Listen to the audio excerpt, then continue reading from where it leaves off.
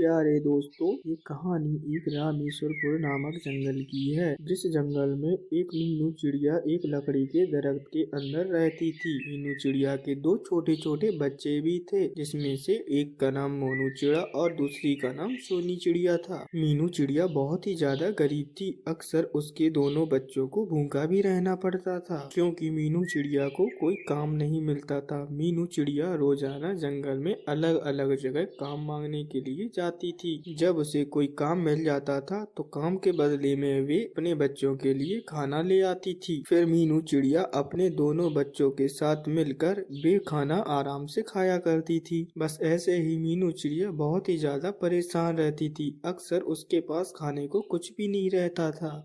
ना जाने ये सब क्या हो गया है। हम पहले कितनी अच्छी जिंदगी गुजारते थे। जब से हम लोग गरीब हुए हैं, जब से हम लोग बहुत ही ज्यादा परेशान हो गए हैं। मैं क्या करूं, मुझे तो कुछ भी समझ में नहीं आ रहा है। मैं अपने बच्चों का पेट कैसे पालूं? मेरे पास तो कोई काम ही नहीं रहता है जिस काम के बदले मैं खाने के लिए दाना जमा कर सकूं। इस जंगल में बहुत ही कम लोग एक दूसरे की मदद करते हैं। अगर कोई मेरी मदद करता तो कितना अच्छा होता।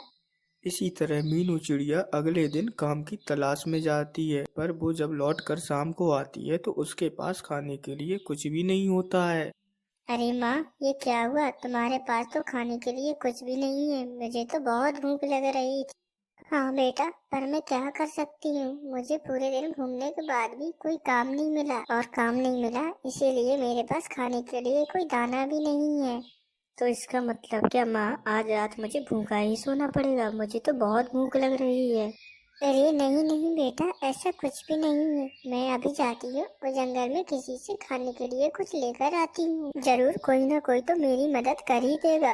फिर मीनू चिड़िया दाना लेने के लिए चली जाती है। फिर थोड़ी देर बाद मीनू चिड़िया कुछ दाने लेकर आ जाती है। फिर वे तीनों मिलकर उस दाने को आराम से खाते हैं। फिर अगले दिन से मीनू चिड़िया को एक कालू कौआ की फैक्ट्री में काम मिल जाता है। कालू कौवे की फैक्ट्री में एक सीमेंट का काम किया जाता था, इसीलिए कालू कौवे की फैक्ट्री में मीनू चिड़िया को सीमेंट के कट्टों को उठाना पड़ता था। मीनू चिड़िया इतने भारी भारी कट्टे उठाने के बाद भी हार नहीं मानती थी, क्योंकि आखिर उसे अपने बच्चों का पेट भी तो पालना था। एक दिन उस फैक्ट्री का मालिक कालू कौवा मीनू चिड़िया के पास आकर बैठता है और कहता है, अरे मीनू चिड़िया, क्या हो गया है तुम्हें? तुम आखिर इतनी मेहनत क्यों कर रही हो? ये तुम्हारा काम नहीं है। तुम आखिर इतनी बजनी बजनी सीमेंट के कट्टे क्यों उठा रही हो? मैं बहुत गरीब हूँ कालू कौवे भैया, इसीलिए मुझे ये काम करना पड़ता है। अगर मैं ये काम करूँगी तभी मैं अपने बच्चों का पेट पाल पाऊंगी। अरे तो तुम्हारे पति कहाँ हैं? उनसे बोलो ना, वो ये काम करें। तुम ये काम क्यों कर रही हो? मेरे पति बहुत ही अच्छे थे। जब वो थे तब हम लोग बहुत ही ज्यादा अमीर थे। हम लोग बहुत ही ज्यादा सुख की जिंदगी गुजारते थे। लेकिन जब से उनकी मृत्यु हुई है हम लोग तो बहुत ही ज्यादा गरीब हो गए हैं। लेकिन मीनू चिड़िया, आखिर उनकी मृत्यु हुई कैसे? मेरे पति एक ड्राइवर थे। वे एक दिन अपने मालिक को गाड़ी में बैठाकर ले जा रहे थे, लेकिन उनके मालिक ने बोला आज गाड़ी मैं चलाऊंगा, इसीलिए वे गाड़ी चलाने लगे। लेकिन अचानक उस गाड़ी से उस मालिक का एक्सीडेंट होने लगा। तभी मेरे पति ने अपनी जान पर खेलकर मालिक की जान बचा ली। लेकिन हाँ, मेरे पति की मृत्यु हो गई। इतना कहते ही मीनू चिड़िया वहाँ से दुखी होकर चली जाती है। थोड़ी देर बाद मीनू चिड़िया के लकड़ी के घर के अंदर कालू कौवा भी आ जाता है।